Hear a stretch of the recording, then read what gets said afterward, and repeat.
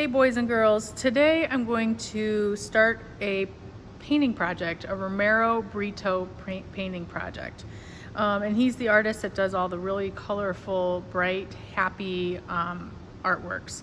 And so I'm gonna make an ice cream cone in his happy way. So I'm just gonna hand draw this. I'm gonna start by making the bottom of my waffle cone, kind of give it a little bit of a curve here. And right now I'm just kind of keeping some simple details. I can imagine that I'm going to probably want to put in some waffly kind of texture to it at some point. But now I'm just going to leave it like that. And then I'm going to start by making kind of like my big bumpy first bit of ice cream. And like how it can all be kind of stacked together and smushed together. I'm going to do 3 layers. And then maybe this ice cream has a cherry on top. Little stem there, and in kind of the Brito fashion, that's kind of just a floating ice cream, which is okay because it's kind of that's how pop art can be, which he is really considered a pop artist, where you're doing something in popular culture, something that you like, something that's kind of big and bold, and a lot of times the images emphasized, like this one. So I have this, and so rather than putting it on a table or putting it in somebody's hand, I'm just going to leave it like that. It's just going to float. But I'm going to add some happy things around here. So I think I'm going to add, he always adds like hearts around things. So I'm going to add a couple big hearts, maybe a couple big hearts down here too, maybe even a star. And I like how he makes his kind of like handmade stars that are really not perfect. Sometimes the stars even have like 6 points instead of 5. And then a lot of times he'll like break up the colors in his background by just kind of adding some extra lines, because he knows that by doing that, the opportunity to paint in more colors is there too. And so I'm gonna leave it like this. Maybe I'll even add another one here. And that's it. So that's my drawing portion.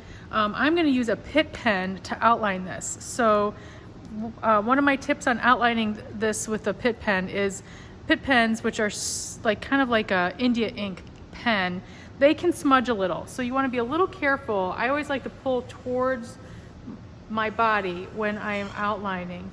And if I have to turn my paper a little bit to kind of get the right line and get the right positioning, that's what I need to do.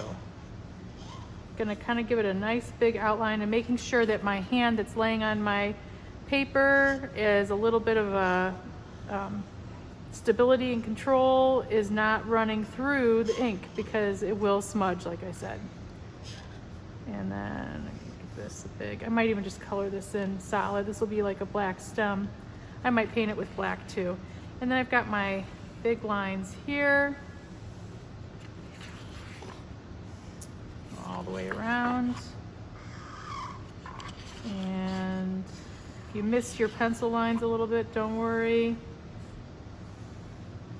And then I think I am going to outline this. I might do like a pattern in painting this, because the one thing you don't have to do with Romero Britto when I get to the paint part is do traditional colors. He doesn't do anything perfectly traditional unless you feel like it, but maybe I don't feel like it. And keep in mind that these lines are guidelines, and I'll probably, before I paint, erase anything that that's showing, any of my pencil lines that are showing. And come up here.